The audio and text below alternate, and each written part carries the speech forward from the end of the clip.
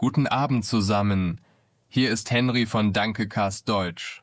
Heute sprechen wir über ein Gefühl, das jeder kennt. Habt ihr euch schon mal richtig nervös gefühlt? Vielleicht vor einer Prüfung oder einem wichtigen Gespräch? Schreibt es uns gerne in die Kommentare. Emilia, wie geht es dir heute? Hallo Henry, mir geht es gut, danke.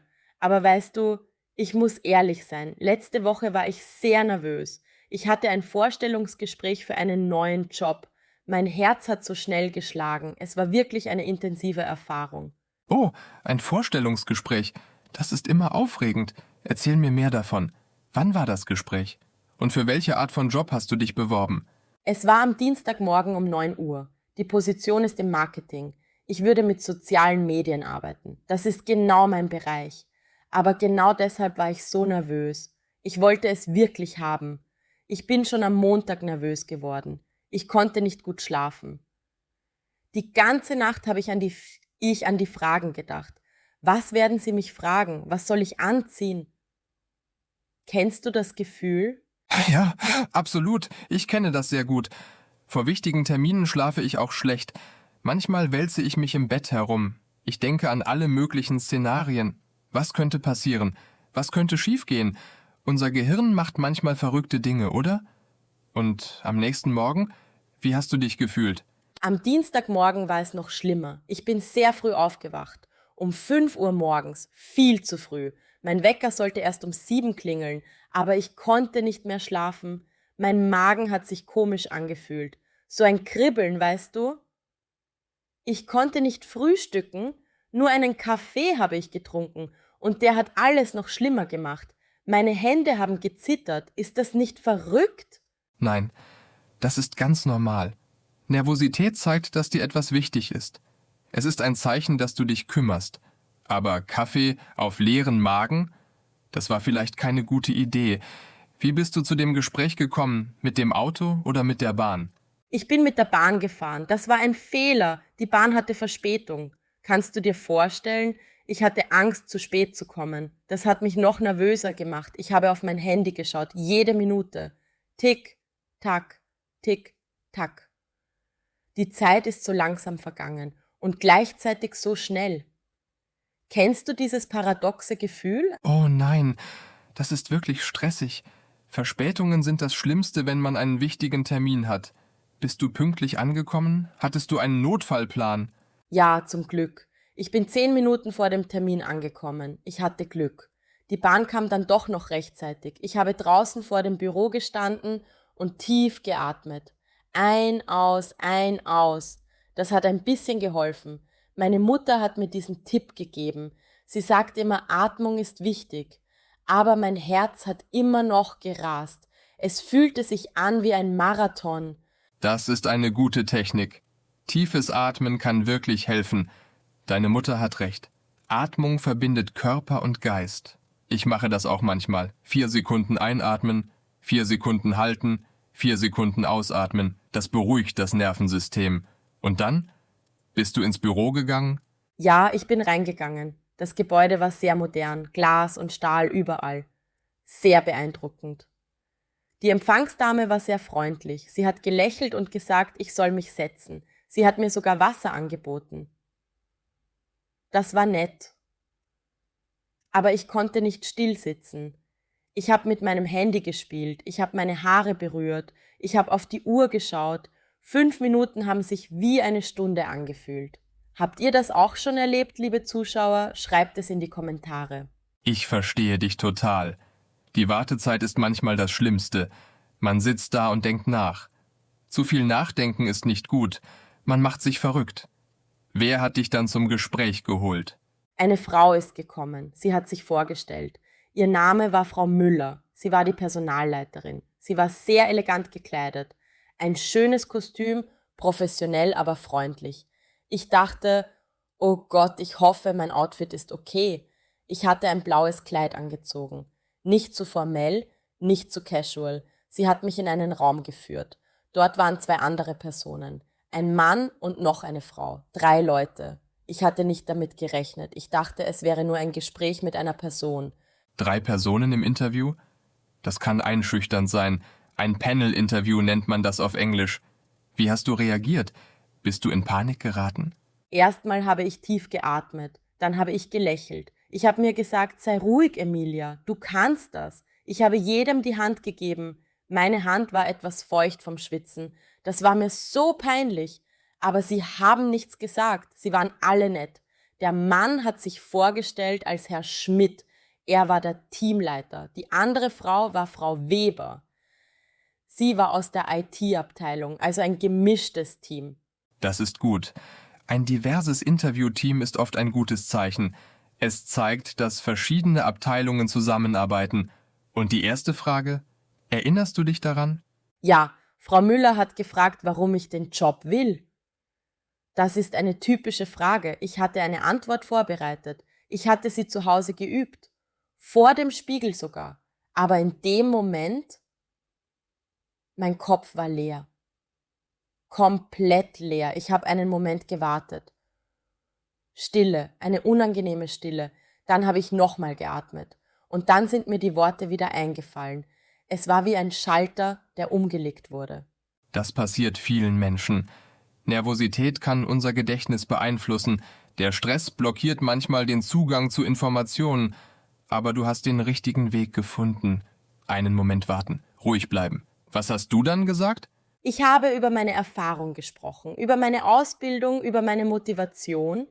Ich habe erklärt, warum mich Marketing interessiert, warum ich mit Menschen arbeiten möchte, warum mir Kreativität wichtig ist. Nach ein paar Minuten habe ich mich besser gefühlt. Ich habe mich entspannt. Die Nervosität wurde weniger. Das Gespräch wurde einfacher. Es wurde sogar angenehm. Sie haben zugehört, sie haben genickt. Das hat mir Sicherheit gegeben. Das ist großartig. Siehst du? Du hast es geschafft.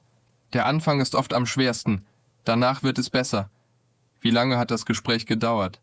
Ungefähr 40 Minuten. Sie haben viele Fragen gestellt. Über meine Stärken, meine Schwächen, meine Ziele, über meine Erfahrung mit verschiedenen Social-Media-Plattformen. Herr Schmidt hat gefragt, wie ich mit Stress umgehe. Ironisch, oder? Ich saß da total gestresst und sollte über Stressmanagement sprechen. Einige Fragen waren schwer, aber ich habe mein Bestes gegeben. Ich war ehrlich. Am Ende haben sie gefragt, ob ich Fragen habe. Hattest du Fragen vorbereitet? Das ist immer wichtig. Es zeigt Interesse. Ja, ich hatte 3 Fragen aufgeschrieben. Ich hatte sie auf meinem Handy notiert. Ich habe nach dem Team gefragt, wie groß ist das Team? Wie ist die Atmosphäre?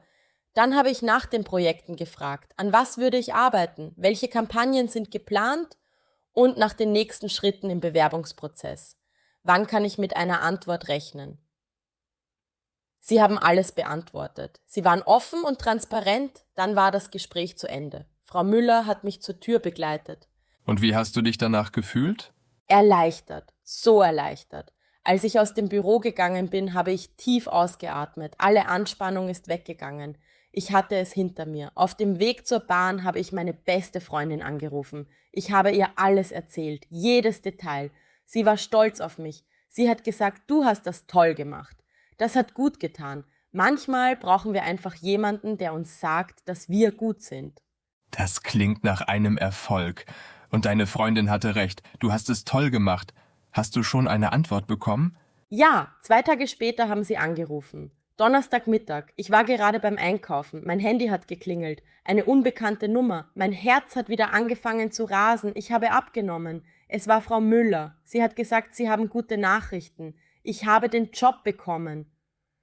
Ich konnte es kaum glauben. Ich habe mitten im Supermarkt gestanden und gelächelt wie verrückt.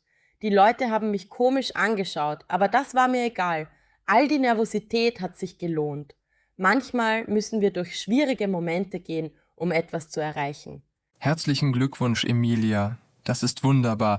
Ich freue mich so für dich. Du siehst, Nervosität ist nicht immer schlecht.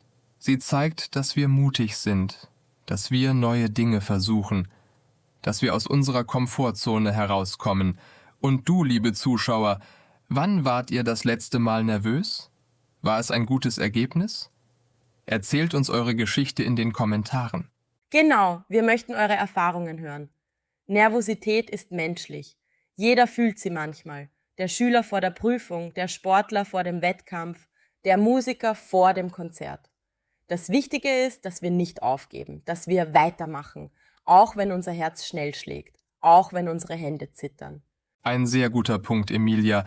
Ich erinnere mich auch an eine Situation. Vor 3 Jahren musste ich eine Präsentation halten, vor 50 Leuten. Es war auf einer Konferenz. Ich war so nervös. Meine Stimme hat gezittert am Anfang, meine Knie waren weich. Aber nach 5 Minuten war es besser. Ich habe mich an das Publikum gewöhnt.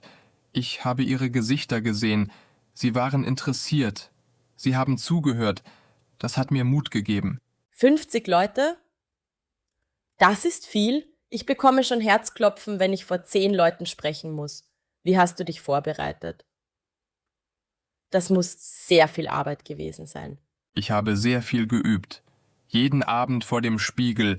Ich habe die Präsentation laut gesprochen. Immer wieder. Ich habe sie aufgenommen und angehört. Ich habe Pausen gemacht.